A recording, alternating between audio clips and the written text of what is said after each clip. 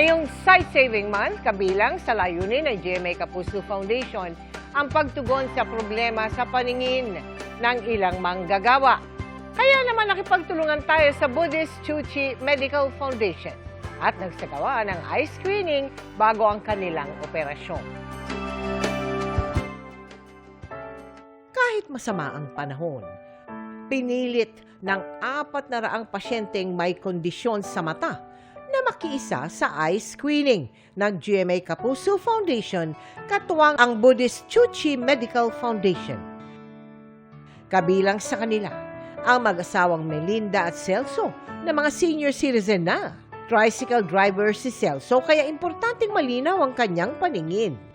Iniinda na rin ni Melinda ang panlalabo ng kanyang mata. Kasi ngayon ang problema namin sa mata. Kailangan ko magpababa ng sugar ko. Kasi hindi daw kaagad-agad yung maano pag hindi bumaba sugar. Yes, mga 60 to 70% ng mga nakikita ko ngayon may kasamang diabetes. Isa sa mga complication ay yung pagkakaroon po ng katarata. Ayon sa Philippine Eye Research Institute, noong 2022, katarata ang pangunahing sanhi ng visual impairments sa bansa. Kaya bilang pakikiisa sa Sight Saving Month ngayong Agosto, mas pinalawak natin ang proyekto. Hindi na lang ang may katarata ang ating tinatanggap, ipapagamot na rin natin ang may iba pang eye diseases. Ang palagi pong natin nakikita, katarata. Kasi sa pagdaraan po ng panahon, tumataas po ang incidence ng diabetes na nakabubulag din.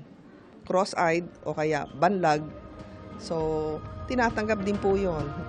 Matapos ang screening, sasailalim sa laboratory tests at medical clearance ang mga pasyente bago ang kanilang operasyon.